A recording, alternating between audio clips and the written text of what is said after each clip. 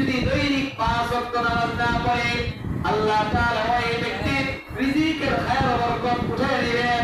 অর্থাৎ সে রুজি রোজগার করবে ঠিকই কিন্তু কোনো বরকত পাবে না, তার রুজির মধ্যে কোনো বরকত পাবে না। আল্লাহ তাআলা তার থেকে বরকত উঠিয়ে দিবেন, এমনকি তার হায়াত কমিয়ে দেওয়া হবে।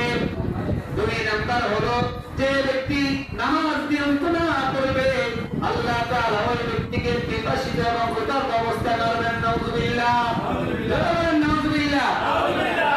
অনেক মানুষ দেখবেন এত পানি পান করতে চায় খাওয়ার সময়, কিন্তু যতই পানি দেওয়া হয় তার তৃষ্ণা নিবারণ হয় না, ঠিক কিনা? হয় সে যতই চেষ্টা করো আল্লাহ তাআলা পিপাসিত এবং ক্ষুধার্ত অবস্থায় তাকে মৃত্যু দিবেন।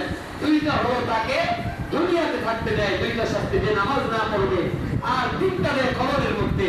3 নাম্বার হলো যে ব্যক্তি নামাজ নিয়মিত না পড়বে আল্লাহ তাআলা ওই ব্যক্তিকে কবরে যখন রাখা হবে সঙ্গে সঙ্গে তার কবরের মধ্যে জাহান্নামের আগুনকে জ্বালায় দেবেন। নাউযুবিল্লাহ।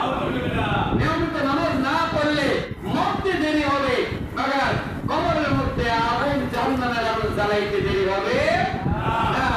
4 নাম্বার হলো কোন ব্যক্তি যদি নিয়মিত নামাজ না পড়ে ওই ব্যক্তির কবরের মধ্যে আল্লাহ তাআলা এমন একটা সাপ দিবেন যেই সাপটা পড়ায় 70 হাত দণ্ড হবে, যার চোখগুলো হবে আগুনের, দাঁতগুলো হবে লোহার মতনে।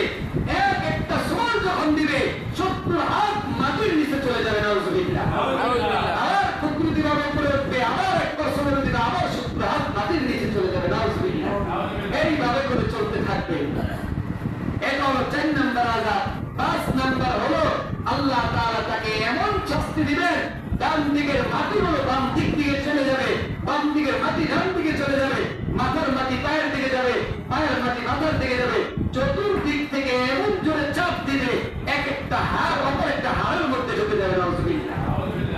নামাজ যে পড়বে না আল্লাহ তাআলা ওই সমস্ত ব্যক্তিদেরকে এমন শাস্তি দিবেন। আল্লাহ তাআলা মহান রব্বুল আলামিন সর্বপ্রথম আমাকে আপনাদেরকে এবং যারা এই আলোচনা নাইকে শুনতেছি সকল মা বোনদেরকে আল্লাহ তাআলা 5 ওয়াক্ত নামাজের হেফাজত করার তৌফিক দান করেন। সবাই আমিন।